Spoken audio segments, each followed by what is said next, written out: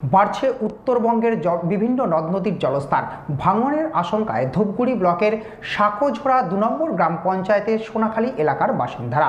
এলাকা পরিদর্শনে ধূপগুড়ি মহকুমা শাসক ও সেচ দপ্তরের আধিকারিকরা।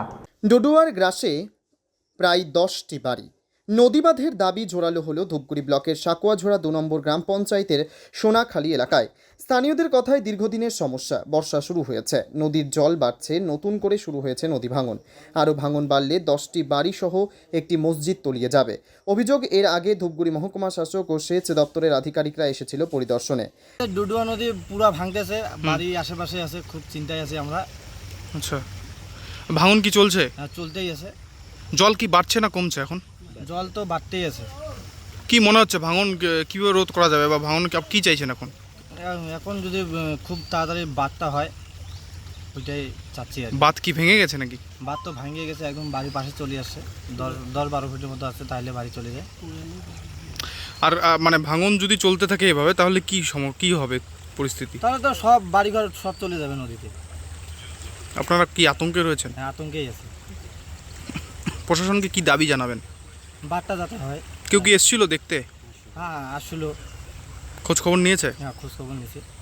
কি বললেন আপনারা তাদের, এবং তারা কি বললো আপনাদের? ওইটাই বলছিলাম যে তাড়াতাড়ি যাতে বাঁধটা হয়। কি বললো তারা? ও হবে হবে বলতেছে খালি। কতদিন থেকে এই ভাঙন চলছে, তাও কতদিনের সমস্যা? এটা মোটামুটি বর্ষা যতদিন থেকে চালু হয়েছে। আর সেই আশাতে বুক বেঁধেছিলেন স্থানীয়রা। তারা মনে করেছিলেন এবার হয়তো স্থায়ী বাঁধের সমাধান হবে, ভাঙন থেকে বাঁচবে তারা। লিখিত আকারেও বাঁধের দাবি জানানো হয়েছিল, তবে এখনও কোনো সমাধান হচ্ছে না। ডুডুয়া নদীতে বিলীন হয়ে যেতে বসেছে কৃষিজমি, বাড়িঘর, মসজিদ। এই বর্ষা যেন আরও চিন্তা বাড়াচ্ছে স্থানীয়দের। নিজের ভিটেমাটি হারানোর আতঙ্কে সোনাখালী গ্রামের মানুষ। এটাই, এখানে নদী বন্যায় পুরো বাঁধ ভাঙতেছে আর কি। বাড়ি পাশে আছে, আর অল্প একটু আছে আর কি, মোটামুটি 10 ফিটের মতো হবে বাড়িতে। কতগুলো বাড়ি আছে এখানে? এখানে বাড়ি মোটামুটি 5 থেকে 6 ঘর আছে। আচ্ছা, এখন মানে কি পরিস্থিতি, ভাঙন কি চলছে? হ্যাঁ, ভাঙন চলছে, বন্যা তো পুরো চলতেছে। কতটা ভাঙন, মানে কি অবস্থায় রয়েছে এখন বাড়িঘর আপনাদের? এখন বাড়িঘর আমাদের যেগুলো আছে আর কি, মানে বাড়ির যে ফ্যামিলির পরিবারের যে সদস্য আছে ওরা পুরো একটু চাপে আছে।